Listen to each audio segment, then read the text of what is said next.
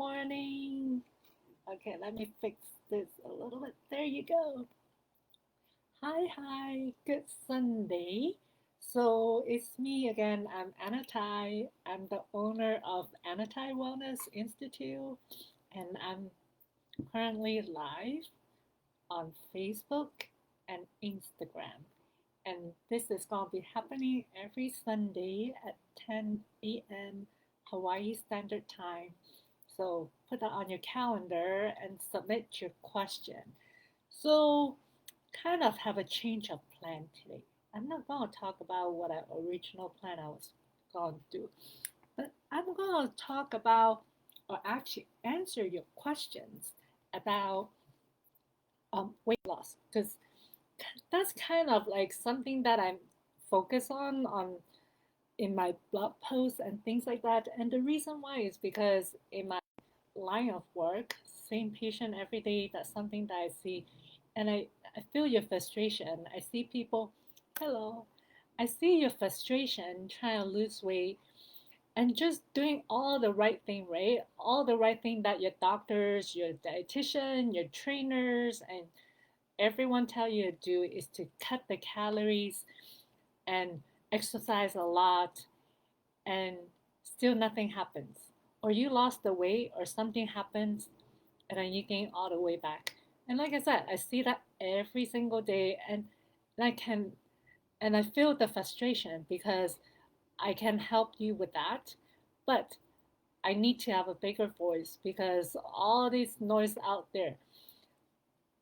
The weight loss industry is like huge industry, is in the billions dollars. So thinking about that, all the profit that all these companies and so-called weight loss gurus is trying to do for you, there's no incentive for them to actually help you get results. It's like you talk to a dietitian, all they keep telling you is, or dietitian nutritionist, they keep telling you cut calories, eat low fat, low carb, low this, low that, or just cut calories, right? And then you talk to your personal trainer, they're like, you need to work out more, you need to run more, you need to do more weights, you need to do more to so you can burn more calories. And then you talk to the doctor, they're like, oh, we can do a surgery, let's cut this, cut that, and then by the end of this surgery, you won't be absorbing food, you can't be able to eat food. And I think that's the worst thing ever is the weight loss surgery. You butcher your gut to a point that you cannot absorb food. That's inhumane, in my opinion. You don't even do that to your pet. Why are you doing this to yourself? And then you have all this fitness guru. You saw whatever the Instagram or Facebook or whatever is like, oh, do this, do that. Every fitness guru have like their own thing, and then they just keep you running around in circle. And I see that all the time, and just makes me feel frustrated.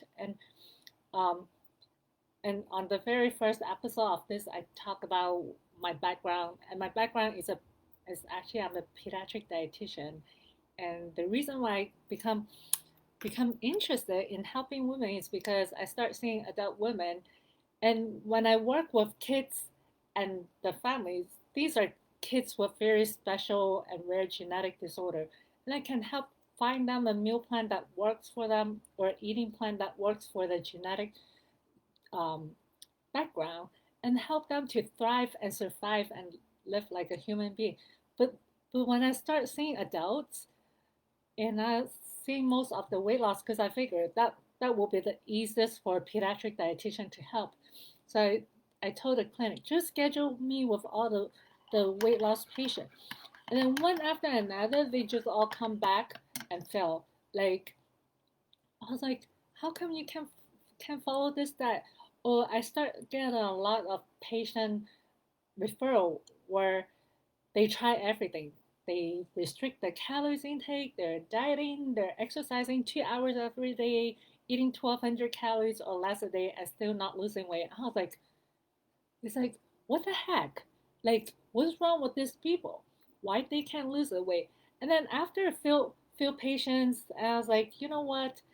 This whole like conventional recommendations that were taught in school for weight loss just doesn't work. So I start looking at all my adult patients, like I look at all my kids, patients who have genetic disorder or who have like something weird that we don't know. So I start looking at the patient as a whole person instead of like dishing out dishing out all the conventional advice. Oh, cut calories, follow 1,500 calories, 1,200 calories, and work out every day and take out all your juice and sodas and everything. That doesn't work. So like I said, I start looking at all my patients as an individual. I review all of that organ system, all the signs and symptoms, and I was able to develop an actual eating plan that works for them. And my patients have huge success. Like all of them come back with weight loss. And one of the funny thing is that so most of my women patient will come back and they all lose weight on the meal plan that I gave them. And then what they all said to me is, you know, but my husband or my boyfriend, they were doing the same thing, eating the same thing that I am eating, and they lost like 10 pounds or 15 pounds in the same time frame that I lost like 4 or 5 pounds in a month. And I was like, oh yeah, that's interesting because you're women, you have different hormones. Our body is not meant to do the same thing as men because we have the godly job of giving birth. So that's like a special power, special talent that women have. So we need to remember that, girls. Don't feel bad. Feel feel good about yourself because we have special power and men don't. They can get jealous. But anyway, but I hear you. You probably like, but I don't want that power. It's making me gain weight. No, no, no, girlfriend. There is a way to gain weight, and that is an example that you need to remember. The women body is different than a man's body. So understanding that a lot of the health conventional or conventional health advice actually works for men. Just remember, a lot people don't realize that we often think that men and women are the same and women is always treated the same, but a lot of the medications, health protocols and things like that is all based on the man's body. It didn't take into any consideration of the female hormone like the estrogen, progesterone, and all these other ones that I don't know, but I know it exists. But anyway, so that's the observations that I get. So I was like, okay, great. I figure out how to help these women to lose the weight and basically looking at them as a whole individual, look at the signs, symptoms, and figure out what's going on, what's causing what. So I figure out like a few basic fundamental causes of weight gain generally, pretty much like things like poor digestion and poor absorption, inflammation, hormonal imbalance, and I think I say inflammation, gut imbalance. I think I got all of them. Yeah, so about 4 or 5 of them, right? So then the thing is, then the next funny thing happens is that all these women who were losing weight, somehow, somewhere down the road, like sometimes within a month or 2 months or 3 months down the road, something will happen to them. Like the husband's schedule change, the kid's schedule change, someone come to visit them, or they have to go for something similarly normal and minor will happen, and then they'll just bam fall off the wagon, and then it's not like it's a little fall, it's like bam huge fall off the wagon, and then the whole diet thing is gone, and they were eating just like the normal how they used to eat, and then all the weight just come back up. Like they don't just gain back some of the weight, they gain back all the weight that they lost plus the extra. It's like clockwork. Every patient was like that. And I was like, my God, you guys came to me crying, asking to want to lose weight. So now I found a diet that helps you, but how come you can't stay on it? And then a little bit later, so I have this question in my head, like, how can I help this woman? Because I know I have the solution to help them, but I cannot keep them to stay on eating the right kind of food for themselves. They always have excuse like, oh, my husband doesn't like vegetables, my kids doesn't like vegetables. I was like, but how come you have to eat their food? Like, why don't you worry about your kids and your husband? Why don't you worry about yourself? So I started looking more into like psychology, and then one day I found a video of Marisa Peer, actually an interview of her, and she talks about how the mind works, how the brain works, and how we make changes and like the behaviors and all those things. And that's when I realized that that was what I was missing this whole time. I was trying to help this movement, all these women, to make a change in their behavior, but I'm not able to change the mindset. So I can get them to make that change easily within for a month or two, but in the long term they always bounce back. It's just like a rubber band. Like that month or two when they're doing that is like a stretch for them. But then over time, 2 months, 3 months down the road, is like they get stretched too far out because it is not the mindset or the programming is not programmed to be for that kind of eating. So that's when I start studying to become a hypnotherapist, and then learning a lot about psychology and eating and things like that. So, but anyway, it's just amazing all the things that I learned from studying to be a hypnotherapist versus what I learned from college, studying to become a registered dietitian. Like in college, we have to take a psychology class because someone do figure out that eating have a lot to do with psychology, but it doesn't, there's no one ever teach us how to actually get that information and use it to help our patient to continue um, to sustain that weight loss effort, or convert that all that new habit, new new eating lifestyle into a habit of their own. So no one talks about that, but learning to become a hypnotherapist, I learned a lot, and I was like, oh my God, hypnosis is amazing. It actually goes deep into your subconscious and help you rewire all of those old beliefs that causing you to overeat and binge eat.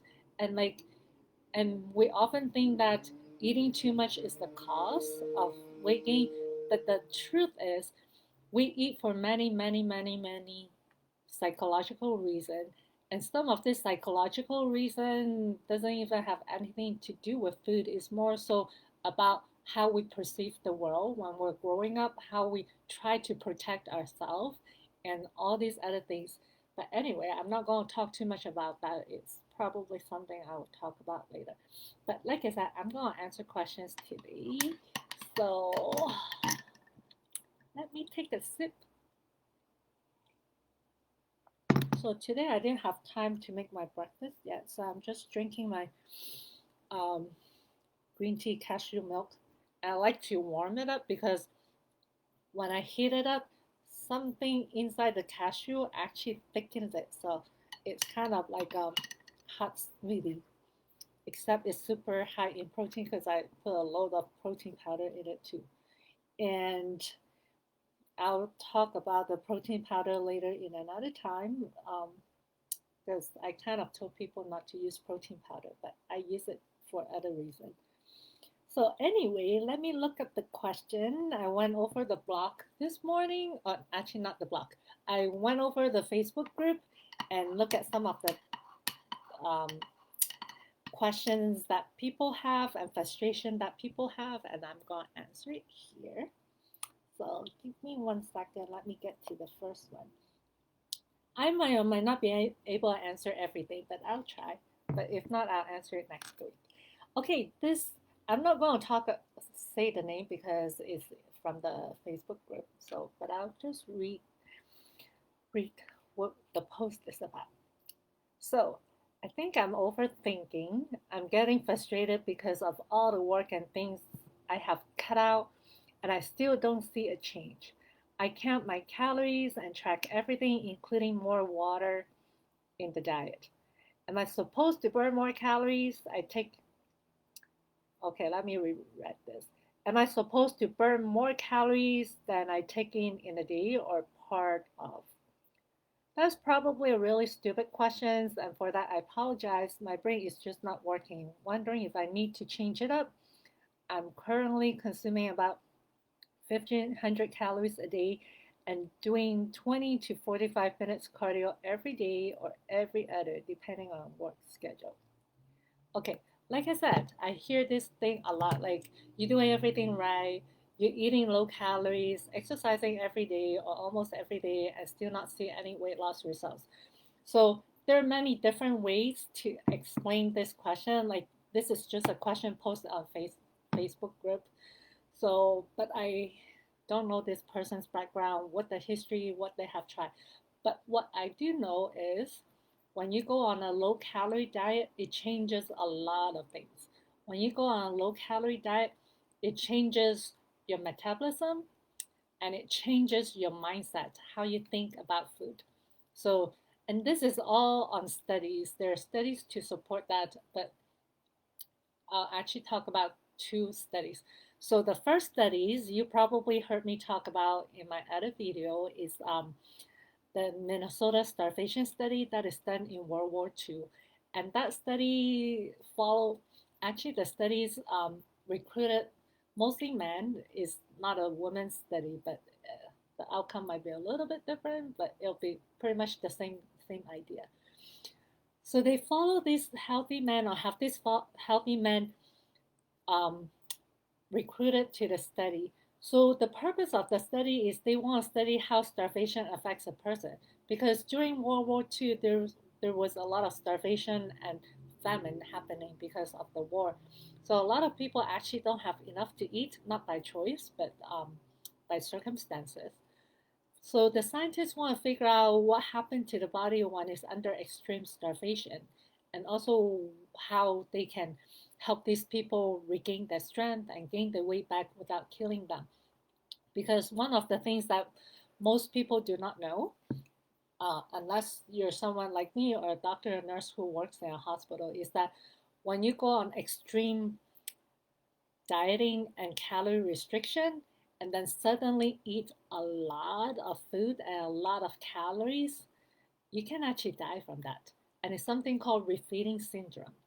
What happens is when you starve yourself for too long, and then suddenly you put in a lot of calories and food at the same time, your body goes into shock. And when your body goes into shock, bad things happen. And that's something that we always very careful in the hospital when we have patients who are malnourished coming in to see us, is we have to monitor the labs very closely when we start feeding them again. So that's some of the things that why they're trying to study this starvation. But anyway, so this is how the study goes. Is I think okay, I still have hard time remembering that, but give me a few more months, I'll remember. So they studied about 20, I think 30 or 36 men, all healthy men with no problems, no disorder eating, no medical issues. So they put them on just a regular diet of 3,000 calories a day. These are strong young men, so they're eating about 3,000 calories a day in the first phase of this study. And then the second phase of the diet is when they cut the calories. So even though this is a starvation study, these men are not actually in full starvation mode. They're only 50% starvation. So they went from 1,500 calories a day to, no, they went from 3,000 calories a day. And then in the actual study phase, they they went down, cut back their calories to 1,500 calories a day. So it's only a 50% reduction of caloric intake. So, and then after the reduction phase, then they go to like a kind of a refeeding phase where I think they put them back up to 3,000 calories that a day. And then the last phase is an unrestricted phase where they can eat as much as they want. So this is the result of the studies. So what they found or what they observed from the study is that when these men were restricted, put on the restrictive diet, pretty much most of them developed eating disorder or eating disorder type behavior, like they're hoarding food, they're obsessing with food. And then during the unrestricted phase of eating, some of them was eating like up to 7,000 to 7,000 to 10,000 calories a day when they're not restricted. And some of them even quit their whatever job that they were doing and switch to some kind of job that is related to food. So like they develop all this kind of disorder eating behavior and mental thinking just because of the starvation. So this study, um, remember I said it's from World War II, and there's no newer studies like this. And the reason why is because no one is going to sign off on another study like that starve another human being. So starving human being is illegal and not right, and they won't even approve another study to repeat this study again. So keep that in mind why you're starving yourself. Second thing, another studies that also prove that why all this dieting advice doesn't work is actually a more recent study, 2007 study by scientists at UCLA. They look at pretty much all of the weight loss study, and what they found is that pretty much just the fact that you went on a diet is a very consistent, very accurate indicator that you're going to gain weight in the future. Pretty much. That's the ultimate conclusion they have. Just being try to lose weight or on a diet is going to guarantee you that you're going to gain weight in the future. That's like a major predictor. So that's the thing. So then now going to the question, why are these people doing all the right thing, or so-called the right thing that your dietitian, your personal trainer, your doctors told you, right? Just cut the calories and exercise like crazy every day and you should lose the weight, but then you don't. Okay, and here's the reason why.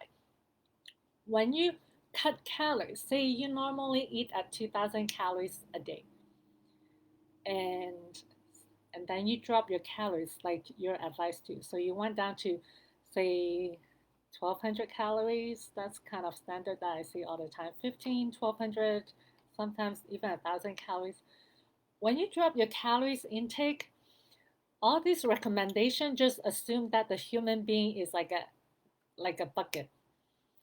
You just pour something in and pour something out, and that's how you get lighter. But they kind of forgot that the human body is actually a survival machine. Your body will do anything and anything to keep you alive. That's its ultimate job. When you cut your calories to a point that your body feels that you're starving, your body doesn't know that there's a McDonald's down the street or there's a Safeway down the street that is 24/7. You can go and get food anytime. Or there's a vending machine or you have a kitchen full of food. Your body doesn't know that. Even though you know, you consciously know, but subconsciously, your human instinct doesn't know that. So when you're starving, not eating enough calories, it's like, doot, doot, doot, doot, doot, doot, doot, doot, doot, doot.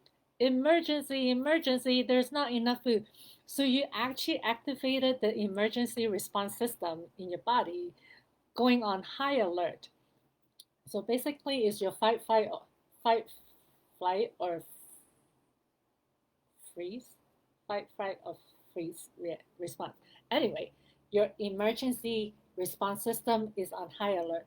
When that happens, your body's like, danger, danger, danger, danger, because there's no food. So what happens is your body gear up for either you have to run and conserve energy, right? So when your body thinks that, oh, we need to conserve energy, so it starts shutting down all these other organ function that is not necessary for survival.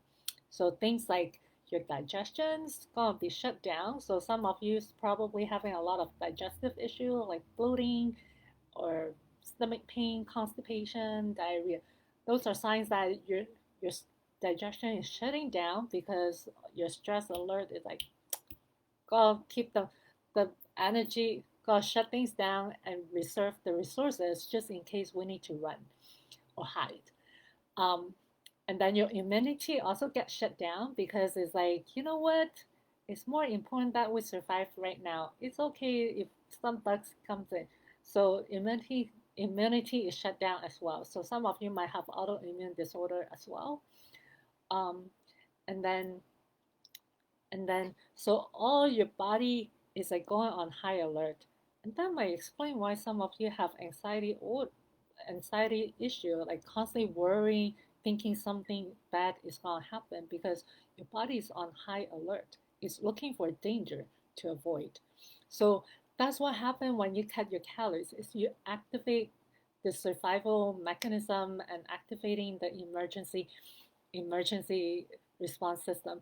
The other thing too is when your body is sensing that there's not food coming in, we often think that, oh yeah, when we don't eat enough calories, we're supposed to burn more calories and burn the fat. But the thing is, your body's very smart. It's not gonna be like, oh, no food, let's use all the fat that's stored here. We have a lot. Let's burn.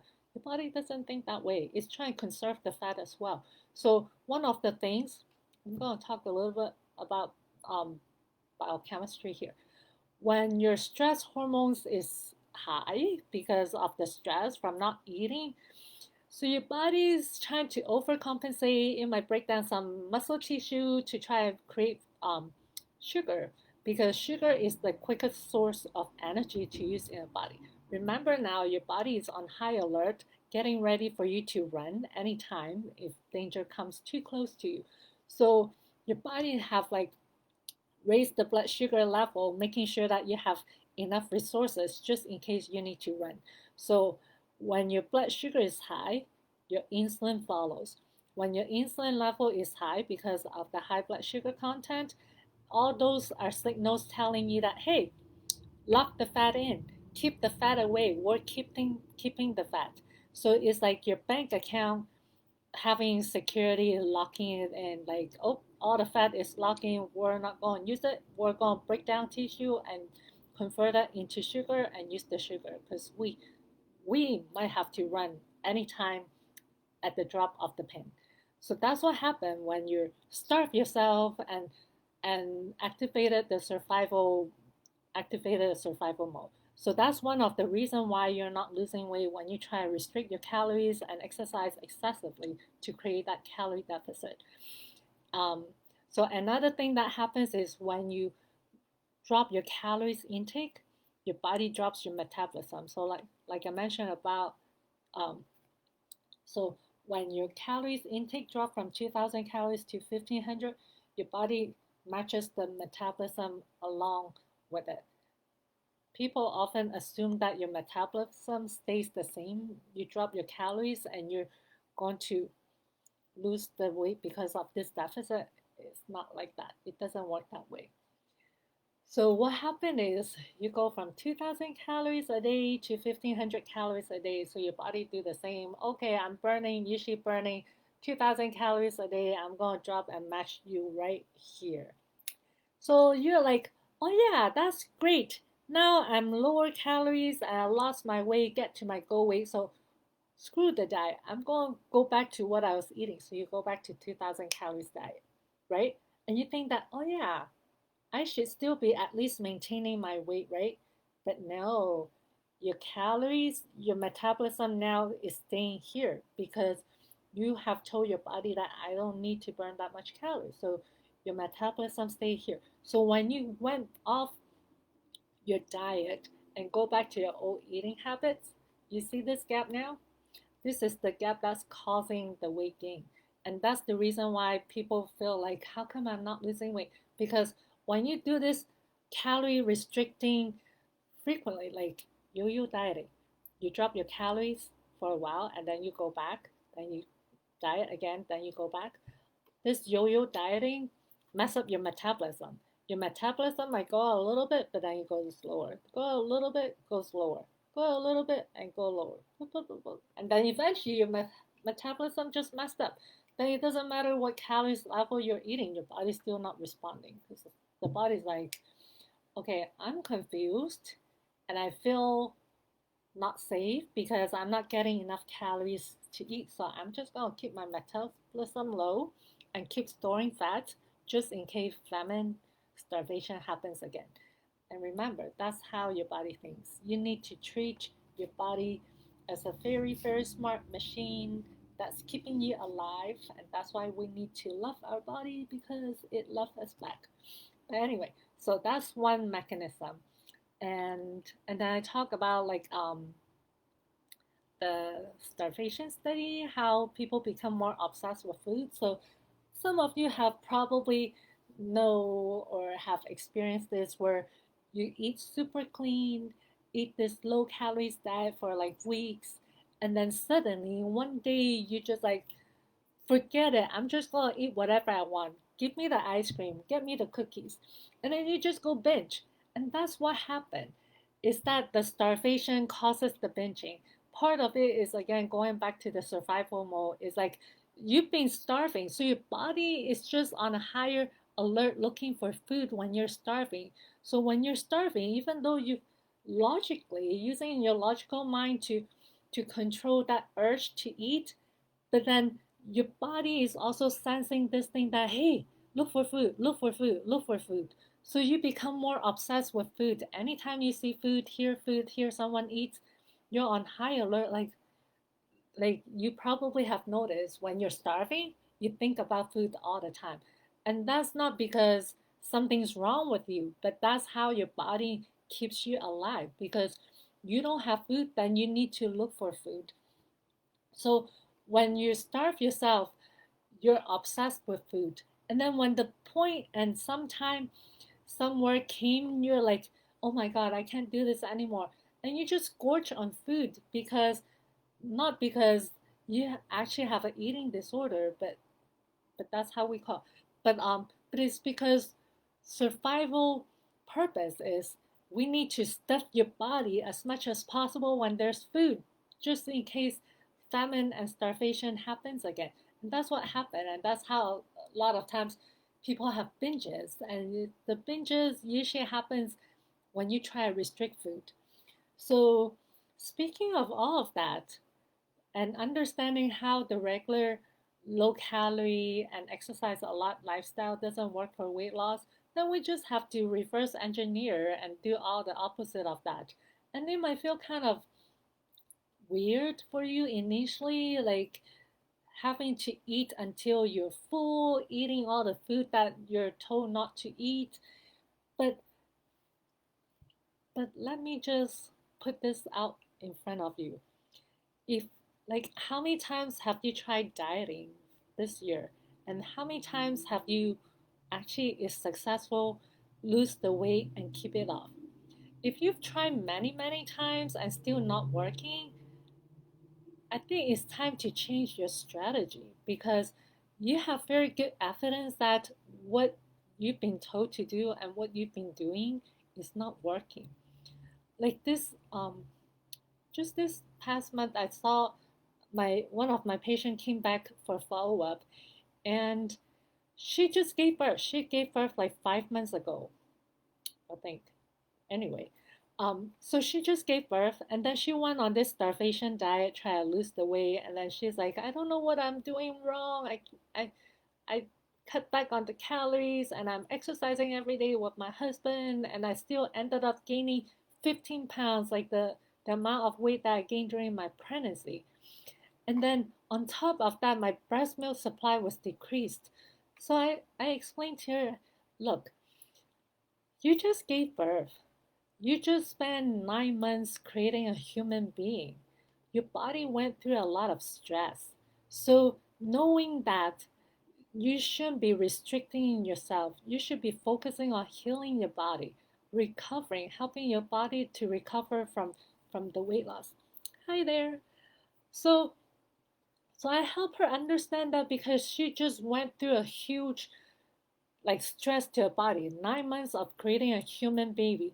She shouldn't be restricting her calories intake and she shouldn't be exercising excessively because those are things that is going to slow down the healing process. So I explained to her, just imagine if you just have a huge surgery or you broke something on your body, would you go out and exercising excessively right away or restrict yourself to eating only a few calories a day? No, you don't. You need to understand that childbirth is a huge stress on the female body. And that's the reason why a lot of pregnant women have hard time losing the weight after they give birth, is because they're doing all the wrong thing for the body. It's not, they're not giving the body what they want. So I help her understand that, and I put her on like a special diet that actually helped. And yeah, she came back, she followed everything on the meal plan, and she's like, "Oh my god, this is amazing. Thank you so much. Like the food is so good on the diet. Like I don't feel like I'm actually on a diet, but I'm eating all this food that tastes so good and I feel so good." Like she said she have more energy. Her I think she only weighed herself one time this whole month since the last time I saw her, and she said she lost 4 pounds, which she's actually super, super happy because this whole last year, whatever she was doing, she wasn't even losing any weight. She was in fact gaining weight while doing all the right thing.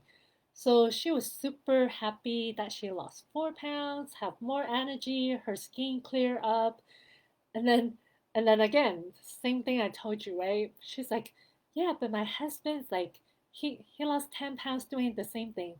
And then the other thing she said is, oh yeah, and I also listened to you. I stopped exercising too much. I still riding my stationary bike, but I turned down the resistance and do more a leisurely bike ride on the bike. And she just happy. She's like, oh my god, finally something is working. So yeah, so basically you just have to listen to your body and give it what your body needs. And like when I was reading in the group about weight loss and all those things, everyone's focus is about losing weight, trying to stop the binge eating, looking for healthier food to eat to lose weight. But like nobody talks about anything else that is happening in the body, like the digestion, or the autoimmune disorder that they're having, the PCOS, the blood sugar level, the insulin resistance, and all of those. They just focus on what I can do to lose the weight instead of focusing on what happened to my body that's causing the weight gain. And I think, is a new concept that I want you to start thinking about is you're gaining the weight, but what happened to you that's causing you to binge eat, what happened to you to cause you to have insulin resistance, what happened to you that's causing you to have the wrong mindset of hating your body. All of those things, start asking yourself what happened to you. Then you have a clearer picture and be able to find what you need to help you lose the weight. Okay, what time is it? Okay, I'll, I'll keep answering. I talk too much. Okay, this is a question that I saw that was interesting. Okay, does anyone know how to get rid of dark underarms? Okay, so dark underarms meaning that your underarms looks dark, like this looks like it's dark and it looks like it's dirty. And you try to scrub it really, really hard with scrubs and whatever, and it's not still not going away. Sometimes that happens to underarms. Some people have it around the neck or back of the neck, and it's really not a skin disorder. It is actually it's something called Athocanthus nigricans.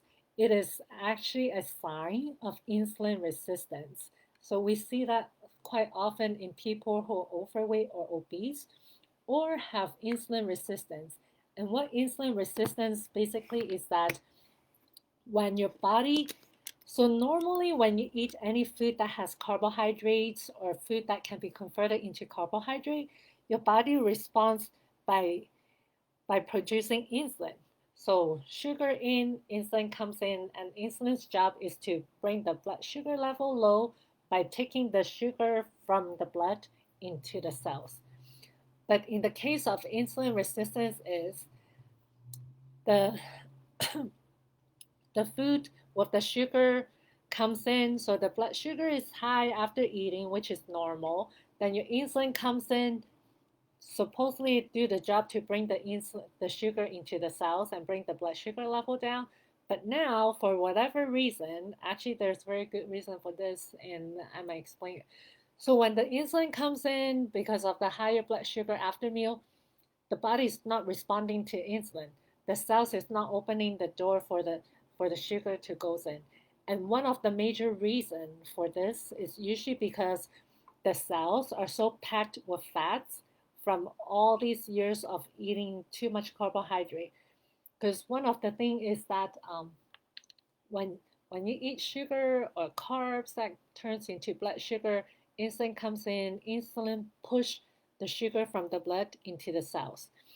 And when the sugar that goes into the cells not being used, like you're having too much carbs and sugar, then all that extra carbs and sugar actually gets turned into fats and stored inside the cells. But there's a threshold. When the cells have too much fats, it just can't open the door to let any more sugar in. It's kind of like the subway train. When you have too many people in the subway train, you just can't let any more people in. That's kind of what happens to your cell. There's just too much fats in the cell, so it's blocking from opening the door. So even though you might have a high insulin level in the blood, that's supposed to open to unlock the cells and put the sugar in, it's just not happening because physically it's just not possible. And that's what happens to insulin resistance. So the only way to reverse insulin resistance is really to cut back on the sugar and carbs from your diet, go on a low carb, low sugar diet, and then take some supplements to help increase fat metabolism to reverse all of that. So maybe one of this day I'll talk about that more in details, but that's how you reverse it. Uh, oh, next question.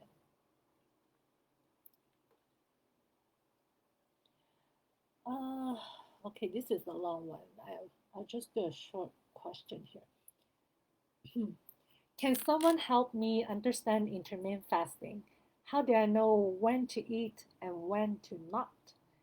Is it a one size fit all, or is it supposed to be based off of something? Okay, I talked about this, the intermittent fasting last week, but I'll talk about it again.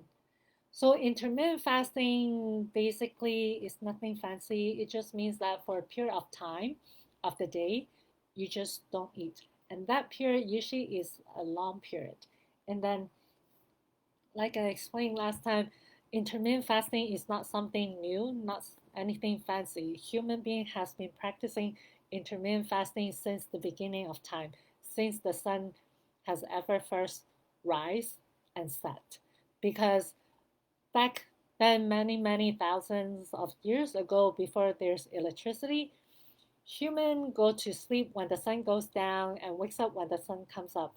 That's part of just being convenient, having the light to do things that you can see, and also the circadian rhythm response to the sunlight, the ultraviolet B sunlight. So when we sense the sunlight on our skin, in our eyes, we create a certain hormones that actually wakes us up, keep us alert. So yeah, so human beings have been practicing intermittent fasting since the beginning of time, and this is how it goes. So at nighttime when the sun comes down, we're like, oh, can't see anything. Let's just go sleep. So you're sleeping, you're not eating, you're not drinking, not like nowadays you can wake up in the middle of the night, 12, 1 o'clock in the morning, drive down the street to Wendy's or Jack in the Box and get something or Rachel Kitchen. You just can't do that because it just doesn't work out that way back then. So sundown, you go sleep, and then you sleep, sleep, sleep, sleep, sleep until the next morning. You wake up with this when the sun comes up. So the time that you go sleep, or the time you go sleep to the time you wake up and eat your first meal, that's the intermittent fasting from the caveman time. Nothing fancy, nothing like how they talk about it nowadays. So, the other thing that I always advocate is listening to your body. So, one of part of the question is how do I know when to eat and when not to eat? So, this is the part where intuitive eating comes into play. Rather than looking at the clock and say, oh yeah, time to eat now. No, no, no. You're not going to let a piece of cheap plastic tell you when to eat or your Apple Watch or whatever. You're going to listen to your body because in order for you to have a healthy lifestyle that you can continue on for the rest of your life and not have to worry about going back and forth yo-yo dieting again, you need to work with your body. You need to understand how your body works. Basically, you need to become the guru of your own body. And I'm just here to help you figure it out. So you're listening to your body. So I heard a lot of my patient comes to me. I was like, oh, so what do you eat for breakfast? So they usually give me that little sad, shameful look, like, oh, I don't eat breakfast because I don't feel hungry in the morning. I was like, great, you're listening to your body. That's perfect. So don't feel guilty or shameful because you skip breakfast. It's totally normal. You're listening to your body. Give yourself a pat on the back. So how you practice the intermittent fasting or how you know when to eat or when not to eat is listening to your body. So first thing in the morning you don't feel like eating, that's fine. Like today I just having this very like my warm smoothie of green tea, cashew milk with a lot of protein powder in it because I just need to have a lot of calories so I don't feel hungry in an hour. But anyway, you just wait till you're hungry and eat. And if you can't eat a lot, just eat a bite of food. Like my breakfast usually is either a protein thing like this or a smoothie. Like that's all I can handle, and just do what you can handle. The worst is you're starving yourself, which we know now it doesn't work. So we don't want to starve yourself. So when you start sensing that you're about to get hungry, start preparing food. And then you just eat until you're full, and then your next meal should be around 3 to 4 hours later. But if you feel hungry shortly after you just ate, like within an hour or an hour after your last meal, chances is you either didn't eat enough calories at the last meal or you eating too much refined carbohydrate. That's one of the things that people don't realize, especially when they're counting calories. Because when you count calories, everything goes, right? It's not as if within your calorie range. You can eat cookies, candy all day long if you want. But that's the whole wrong idea. When you eat anything that have carbs or a meal that is carb heavy or a lot of sugar, you notice that you want more sugar afterwards. So if you feel that you just ate and you're hungry again, ask yourself, what did you have at the last meal? Was it something with a lot of carbs and sugar in it? So that means that or or you didn't eat enough calories. So that means that at the next meal you should raise the protein and raise the fat content in your next meal to prevent you from getting too hungry again shortly after. So that's how you listen to your body. And I know for some of you, you're like, but I just don't feel hungry anymore, or I don't even know when to stop eating. And and you see that is the problem that you have created because of all the wrong nutrition advice that been putting out there all these years. You're learning all your life. You learn to eat based on an external trigger or or cues. You're eating based on the calories that you count from an app. And you're eating based on the time on the clock, and you're eating based on the number on the scale. All of the reason that you're eating is nothing to do with you.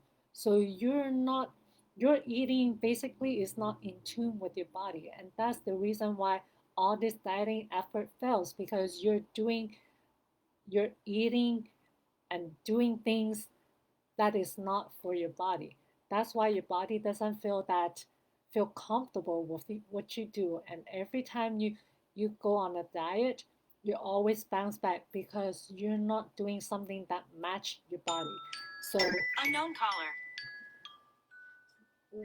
so like I said, you need to learn to understand and listen to your body. I know some of you don't feel hungry, don't know how to eat until you're full, but knowing that it is the damage that's been done, but it's 100% reversible. So you can start today. Start today by listening to your body. When you eat, rather than focusing on the calories on the plate that you're eating, focus on your body. What is your body sensing and feeling? When you take that bite of food, how does it taste? How does food feel in your mouth? Don't worry about what calories you're eating. Just focus on eating. Think of the food when you put the food in your mouth, how it feels in your mouth. And when you swallow that food, how it feels in your body.